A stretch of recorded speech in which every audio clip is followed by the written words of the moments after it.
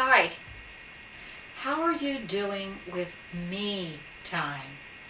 I know it's a busy summer and we're torn in many directions, but I was at the gym the other day and this gal was walking next to me and her personal trainer came and she said, "How are you doing with your me time?" And he goes, "Well, he just couldn't, whatever." And then she said the most profound thing. She said, when you don't have enough me time, when you give to other people, it's not satisfying. I'm going to add, and when you don't have enough me time, you don't take time to replenish who you are. So, how do you go about getting me time? Well, the number one thing is that you need to make yourself a priority. And I do that. I actually schedule on my calendar for me time.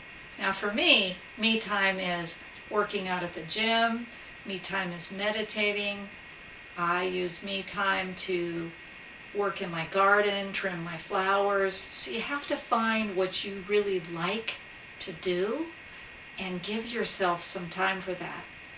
Oh yes, and I also like art.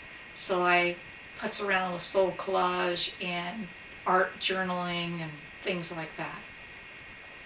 It rejuvenates me and gives me the staying power to do the things that I really need to do, want to do, but don't tire me out so much.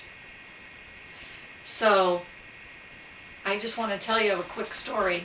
I was talking to a new client on the phone today, and she wants to come for a crystal bed session, which has to do with clarity and clearing your energy and aligning you.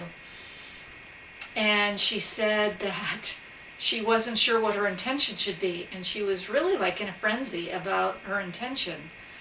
And I asked her if I could offer a suggestion, and she said yes. And I said, could you just be willing to know what it is that you want? And there was this relief that came over her. So I'm sharing that tip with you today. Be willing to know what it is you want for me time. Be willing to set aside some time for me time. Be willing to say that me time is important, because that's how you're going to create your sacred space within yourself. And when you have sacred space within you and sacred space around you, you thrive. And when you thrive, anything is possible. So until next time, this is Nancy Dadami.